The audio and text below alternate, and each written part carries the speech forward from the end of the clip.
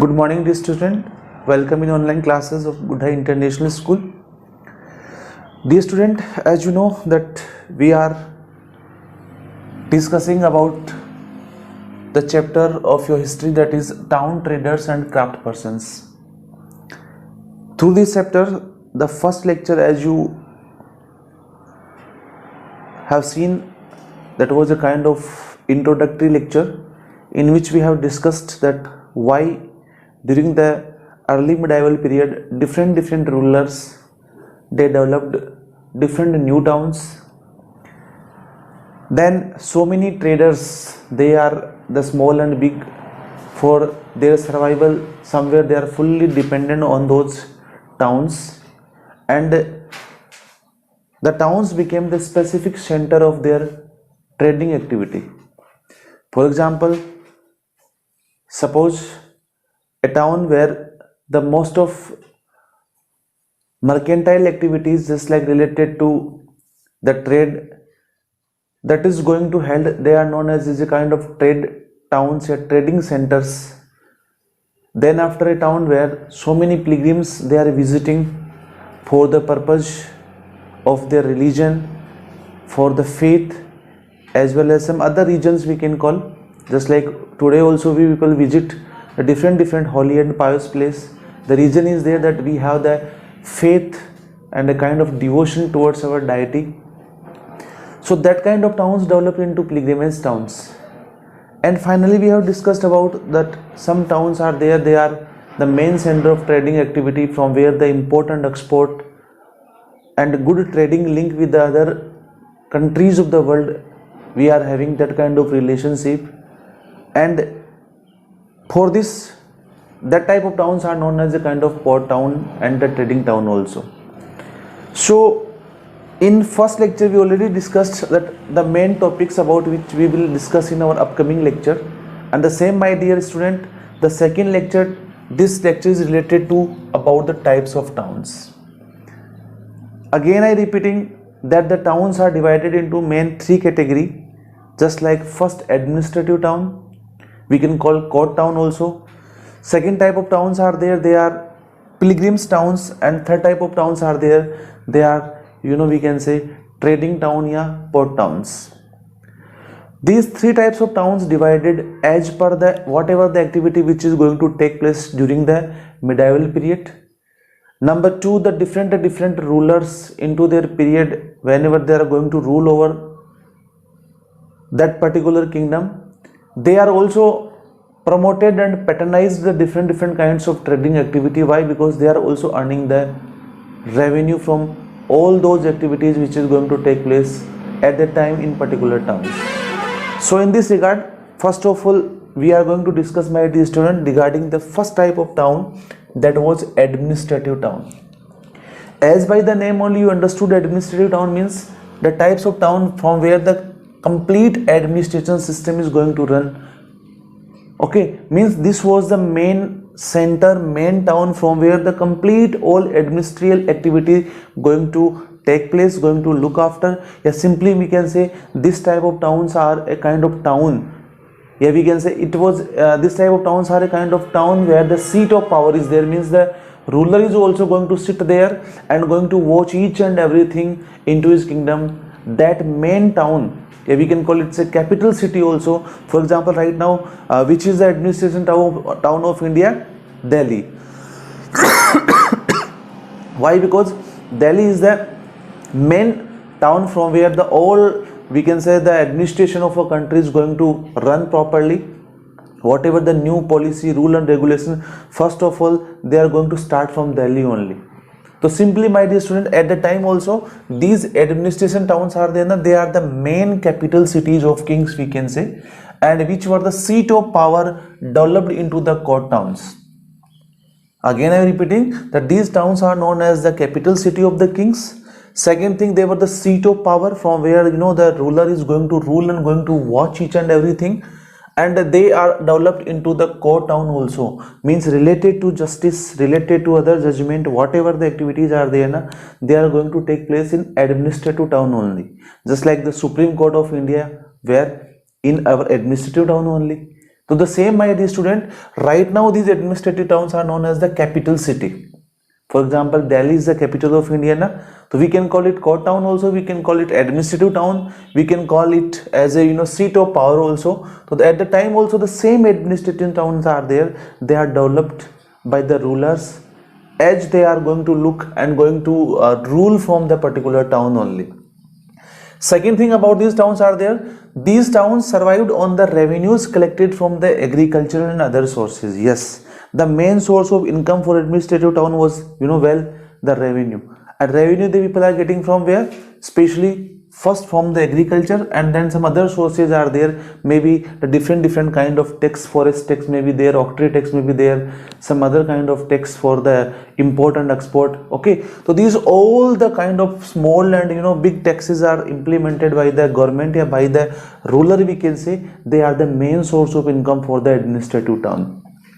Second thing, they were centers of multiple activities like art and craft, trading activities, trade and commerce we can call, place of worship, bazaar, education center, and inn for the travelers. Means if any traveler want to visit our country, so he and she maybe they are going to stay that in administrative town only, because for the travelers the facility to reside, the facility to live there, that was the in administrative town only. Because so many inn we can call like dharmsala, guest house, yeah, any other place. Right now we are calling them kind of hotels where the people are going to stay for 1 and 2 days. So these all kind of activities are there now, they are going to take place in administrative town, like related to art and craft. So most of the artists are there now, they are surviving in these towns. Trading and commercial activities are going to take place in administrative town only. Place of worship means the main temples are there, they are also in administrative town we can say. And education centers, that if any one wanna go for the higher education, so especially we can say school and colleges are there, they are also at the administrative town only. So that's why these towns are very famous, because they are the hub of all facilities. For example, right now also, my dear students, suppose you are living in rural area, for higher education, for better facility, for better kind of treatment, yeah, some other kind of good facility of railway, electricity, we wanna visit, we wanna go towards the administrative town only. That's why today if you will see that the most of capital cities are there, they are the hub of all activities, as well as the population is also very high. Why? Because there is a rush. Most of the people, they want to reside, they want to settle in capital cities only because of these all facilities. So at the time also these all administrative towns are there, they are the main center of all kind of activities.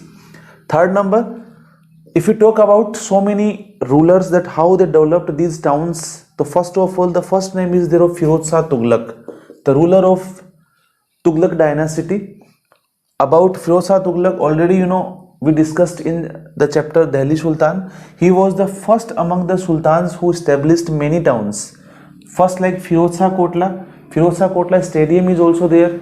Okay, where that Firoz Shah Kotla stadium is there, my dear student? In Delhi. Okay, so a very big cricket stadium, we can say. That stadium, even that small town in Delhi, established by Firoz Shah Tughlaq only. He was the first Sultan of Delhi who was having the interest in the establishment of many cities and towns.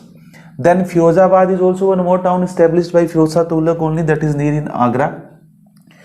Same, my dear student, by getting the motivation here, we can say inspiration, some Mughals also, they also going to establish their own towns.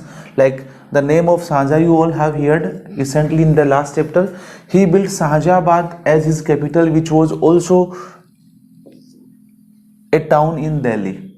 So Shahjahabad, in the beginning, Delhi was also named by him as a Shahjahabad only. Right now Shahjahabad is a small town in Delhi. This small city was also established by Shahjahan. So likewise, my dear student, the Delhi Sultans, some Mughal rulers also, they established the small cities, small towns by their own name, just like Tughlaqabad, Firozabad, Firozpur, Shahjahabad. Okay, these all cities were established by the Sultans as well as Mughals. The two main factors behind a core town was defense and water supply. Yes, definitely the question is there in your mind that sir, why they are going to choose a particular city as an administrative town only? For example, sir, why that Delhi was right now and at the time was also administrative town? Why the other cities just like Mumbai, Kolkata and Chennai, they are not the administrative town? So the reason is there, my dear students. So many factors are behind the administrative town. First of all, you see the main reason is there. The main factor is there, that is defense and water supply.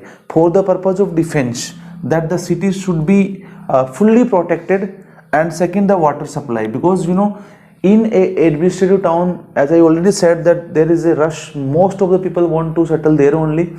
So this much population is there if in that particular city, then definitely they require the water also. Not only water, along with the water, some other facilities, some other things are there, but they are the secondary. The first and foremost thing is what? Water, because without water we cannot survive a single second. Without food maybe 1 and 2 days, but without water it's not possible. Second thing, for the different kind of activity, maybe related to trading activities, art and craft, yeah, any other activity, we require first the water only.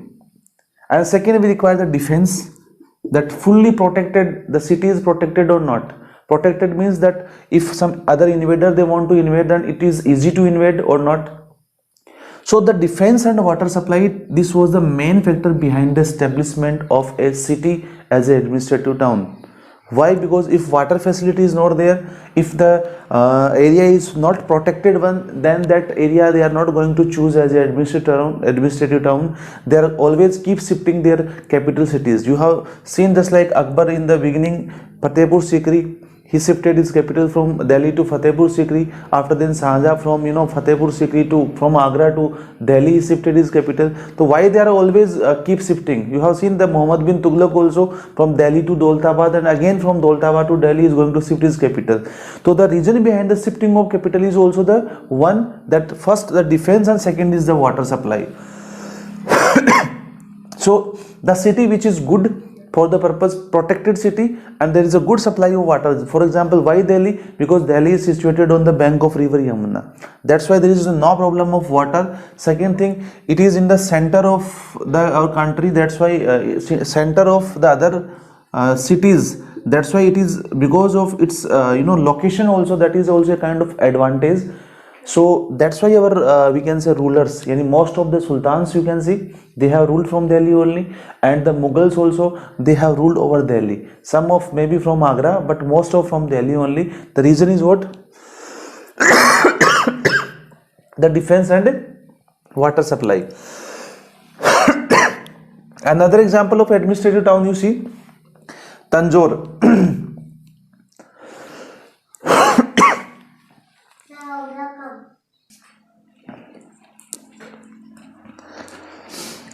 Tanjore, you have heard the name already. In the same chapter, we during the case study of Cholas, we discussed about this city was also a capital city of Cholas, and also we can say example of the administrative town for the Cholas, because Cholas, they have ruled from this city only, that was Tanjore, and a very big town at the time, and the main center of, we can say, trading activities. And we can say among that time, if you will see that whatever the regional kingdoms are there, it was a very big center for all those activities. This town was the main center for the trade and commerce for the Cholas. So only one thing I want to tell my dear student, that maybe the Sultans, Delhi Sultanate, the Sultans of Delhi, yeah, we can say Mughals of Delhi Empire, then after the Cholas of southern India, okay, Cher, Chol, Pandya, Rashtrakutas, they all are having their administrative town, the special town from where they are going to rule, from where they are having, they are going to look each and every activity. That center is the main center, that city is the main center of trading activity, seat of the power. Maybe just like you have seen in the Sultans of Delhi, then Mughals, Shahjahan, then the Tanjore was the capital city for the Cholas. Likewise, my dear student, for Vijayanagara Empire, when Kannauj was there.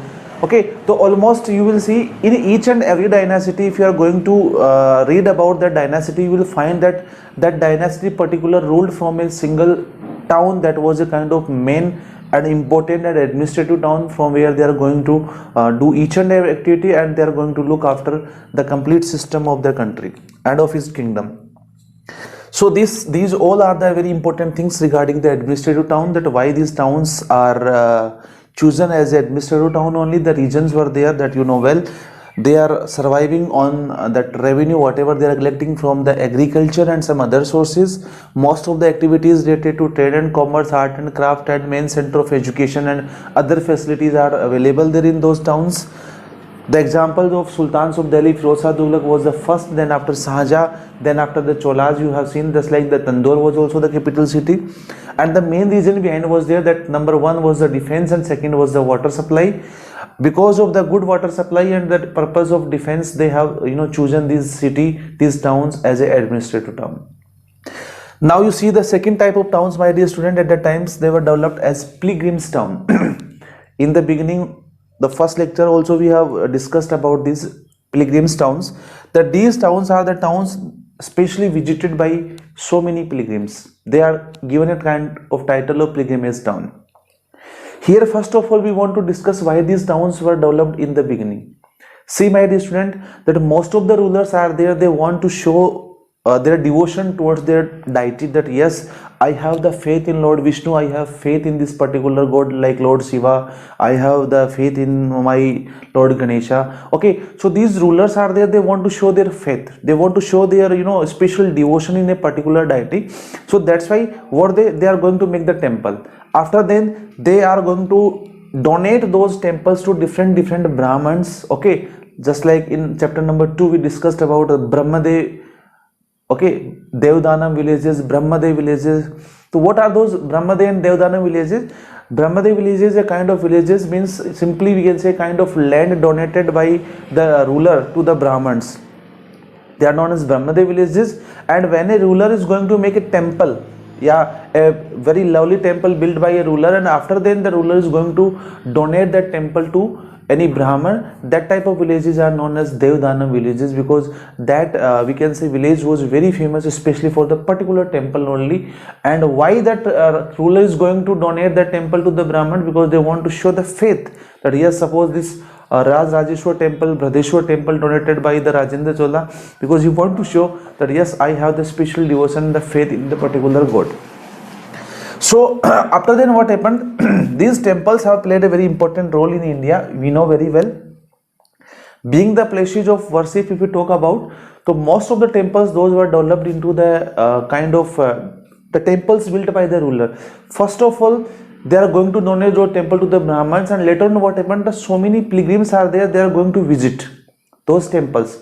Why? For the purpose of their faith only. Suppose if any temple is there and the temple is related to Lord Shiva, so first maybe 1 and 2 people are going to visit. After then whatever the wish, whatever the kind of they are having in their mind, if they got success, if they feel so that yes, somewhere my wish is fulfilled by the Lord, then he and she is going to convey this message to more, and likewise the more number of the peoples are going to join, and they start coming and visiting the particular place related to the particular temple. And then after this number is going to increase day by day, and after then the particular place where the temple is there, that is going to become very famous. Likewise in India, so many temples are there, just like Tirupati temple, Salasar temple, Mansa Mata temple is there, Sakamri Ma temple is there, and a plenty of temples are there where you will see the number of the visitors, we can say number of pilgrims is very high. The reason is behind there what? That somewhere they are having the faith. And right now those temples are there, we can say that towns are there, they are became a very main center of the we can say for the pilgrims. So at the time also temples, they have played a very important role in India, and being the places of worship, the temples have served as the economy and academic and administrative centers also. Economy means how they are playing a very important role in terms of economy. So simply where the temples are there, so many pilgrims are going to visit those temples, and after then many of them they start settling them, start settling there only. They started their business also there only. Later on what happened, that they are going to develop as a kind of business hub means they are contributing in the economy of the kingdom also.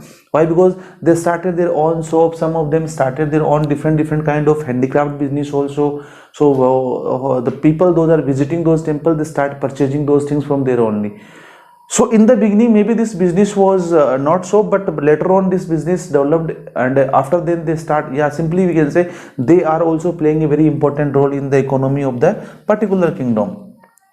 In terms of academics and administrative centers, we can say that these centers are there now, they are giving the kind of good knowledge, they are spreading the kind of faith and the love towards the god and goddess. These temples towns have developed under the royal patronage. Yes, no town is going to develop without the support of the ruler.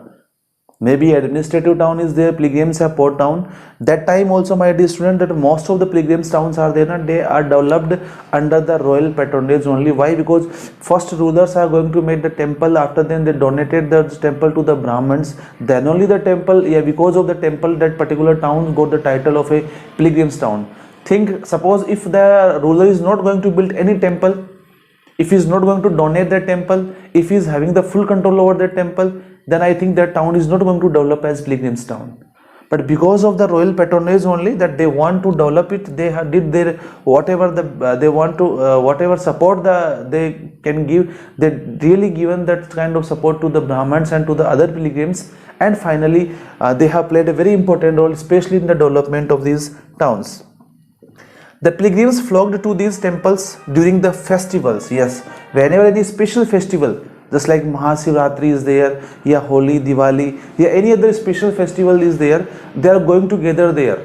Their flock is gathered, they flocked there in the particular, we can say, pilgrimage town. Okay, and after then this made necessary to employ a large numbers of priests, innkeepers, food sellers, etc.